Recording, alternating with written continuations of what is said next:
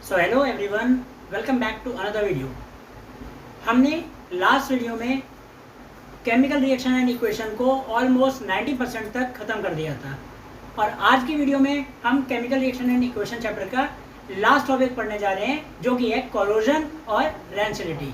बहुत ज़्यादा easy topic होने वाले हैं और आपको ये टॉपिक्स पहले से पता भी हैं, लेकिन साइंटिफिक भाषा में थोड़ा सा बताने की ज़रूरत है। तो आज की वीडियो में मैं आपको इन्हीं को क्रिस्टल क्लियर करूंगा। वीडियो को पूरा देखना, एंड तक देखना, ताकि आपको इन टॉपिक्स में अच्छे से क्रिस्टल क्लियरिटी आ सके।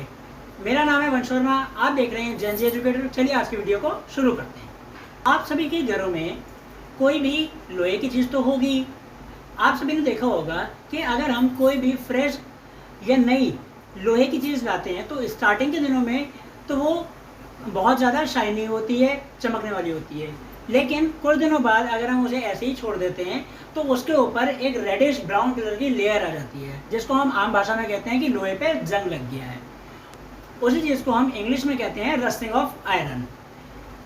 और ये चीज़ सिर्फ आयरन के साथ नहीं होती, सभी मेटल्स अपने सराउंडिंग्स की चीज़ों के साथ, जैसे कि मॉइस्चर हो गया, एसिड हो गया, उन सब के साथ रिएक्ट करके उन मेटल्स के ऊपर एक लेयर चढ़ जाती है और हम साइंस में कहते हैं कि वो मेटल कोरोड हो गया है, और इसी प्रोसेस को हम कहते हैं कोरोजन।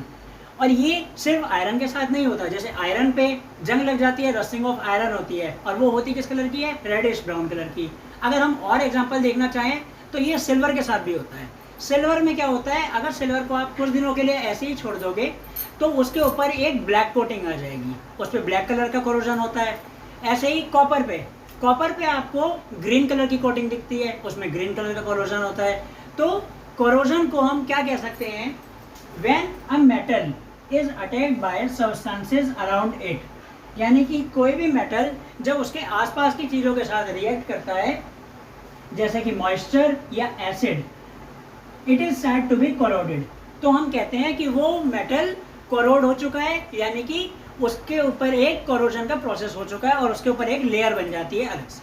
ठीक है, तो ये होता है आपका सिंपली कोरोजन। और इसकी वजह से जो मेटल्स होते हैं वो डैमेज हो जाते हैं, खराब भी हो जाते हैं। क्योंकि देखा है ना, जंग लगा हुआ जो लोहा होता है, अगर सिल्वर के ऊपर आपका कोरोजन हो जाएगा, ब्लैक कलर की कोटिंग आ जाएगी, तो वो सभी मेटल्स खराब हो जाते हैं। तो कोरोजन काफ़ी ज़्यादा मात्रा में मेटल्स को डैमेज कर देता है, और ये कोरोजन की वजह से आयरन की चीज़ें खराब होती हैं। तो हर साल एक बहुत बड़े पैमाने पे बहुत ज़्यादा पैसा लगता है ताकि हम रिप्लेस कर सकें डैमेज आयरन को।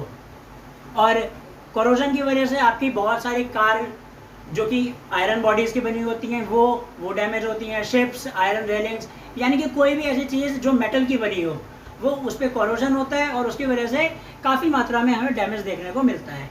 इसे हम इफेक्ट्स ऑफ कोरोजन भी कह सकते हैं। ठीक है, तो ये था आपका कोरोजन। अब बढ़ते हैं नेक्स्ट टॉपिक की तरफ, जो है रेंसिडिटी। अब पढ़ना है हमें टॉपिक रेंसिडिटी का। रेंसिडिटी बहुत ज़्यादा इजी टॉपिक होता है। अच्छा बताइए, आपके घर में जो बहुत ज़्यादा तेल वगैरह का खाना बनता है, आपने क्या कभी उसे टेस्ट करके या स्मेल करके चेक करा है? अगर उसे बहुत ज़्यादा लंबे टाइम पीरियड के लिए फ्रिज से बाहर रख दिया जाए तो उसमें क्या होता है? सब जानते हैं कि उसके टेस्ट और उसके स्मेल में थोड़ा सा चेंज आ जाता है। मतलब एक अजीब सा टेस्ट आने लगता है, अजीब सी स्मेल आने लगती है। हम कहते हैं कि खाना बासी हो चुका है।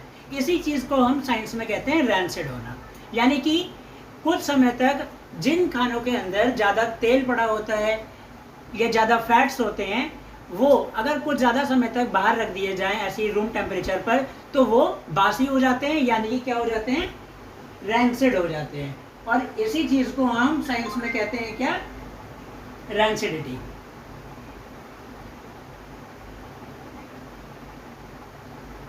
ठीक है, जब फैट्स और ऑयल जो खाने के अंदर प्रेजेंट होते हैं ऑक्सीडाइज हो जाते हैं, तो आपका जो खाना होता है वो रैंसिड हो जाता है, और उसकी जो टेस्ट और स्मेल होती है उसमें एक चेंज आ जाता है, और वो खाने लायक नहीं होता, ना तो वो हेल्थ के लिए अच्छा होता है। तो हम लिख सकते हैं, when the fats and oils present in food becomes oxidized.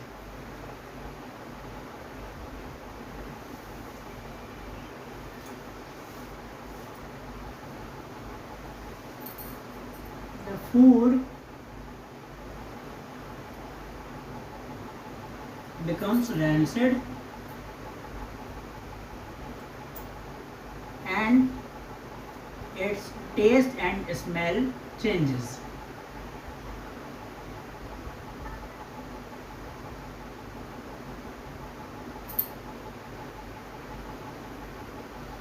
ठीक है, मतलब जब भी फैट्स और ऑयल जो होते हैं खाने के अंदर, अगर वो ऑक्सीडाइज हो जाते हैं तो फूड जो होता है वो रैंसिड हो जाता है, यानी कि बासी हो जाता है खाना, और उसका जो टेस्ट होता है और जो स्मेल होती है उसकी वो चेंज हो जाती है, और फिर खाना खाने लायक नहीं बचता, ना आपकी हेल्थ के लिए अच्छा होता है। और खाने को बचाने के लिए, खाने को ऑक्सीडाइज होने से बचाने के लिए उसके अंदर कुछ चीज़ें मिलाई जाती हैं जिनको हम कहते हैं क्या, एंटीऑक्सीडेंट्स। ये जो सब्सटेंस होते हैं ये खाने को ऑक्सीडाइज होने से बचाते हैं, जिसकी वजह से आपका खाना लंबे समय तक खाने लायक बना रहता है।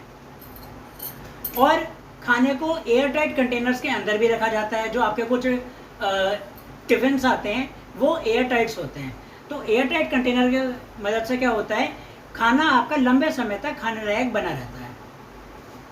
तो ये था रैंसिडिटी का टॉपिक। बहुत छोटा टॉपिक था और बहुत इजी टॉपिक था।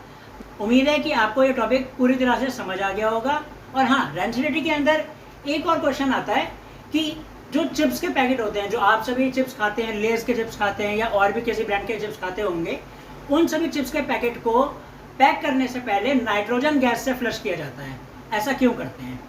वो भी इसीलिए होता है कि जो आपके जो अंदर के चिप्स उसके अंदर पैक किए जाएंगे वो लंबे समय तक अच्छे बने रहें और ऑक्सीडाइज ना हो। अंदर से ऑक्सीजन गैस रिप्लेस हो जाती है और अंदर नाइट्रोजन गैस फिल हो जाती है, जिसकी मदद से आपके जो चिप्स हैं या अंदर कोई भी चीज़ जो डाली जाती है वो जल्दी से ऑक्सीडाइज ना हो और लंबे समय तक खाने के लिए सही बनी रहे। और यहाँ पर रैंसिडिटी का टॉपिक पूरी तरह से खत्म होता है। आपका क्लास 10th का चैप्टर 1 भी यहाँ पर फिनिश होता है। उम्मीद है आपको इन चारों वीडियो में ये पूरा चैप्टर अच्छे से क्रिस्टल क्लियर हुआ होगा। अगर आज की वीडियो से आपको कुछ भी सीखने को मिला है तो इस वीडियो को लाइक करिएगा, अपने ज़्यादा से ज़्यादा दोस्तों तक शेयर करिएगा ताकि उन्हें भी कुछ सीखने को मिले। कमेंट्स में अपने डाउट्स पूछिएगा और हमारे चैनल जेन जी एजुकेटर को सब्सक्राइब कर लीजिए ऐसे ही और नॉलेजफुल वीडियोज़ के लिए। तब तक के लिए थैंक्स फॉर वॉचिंग।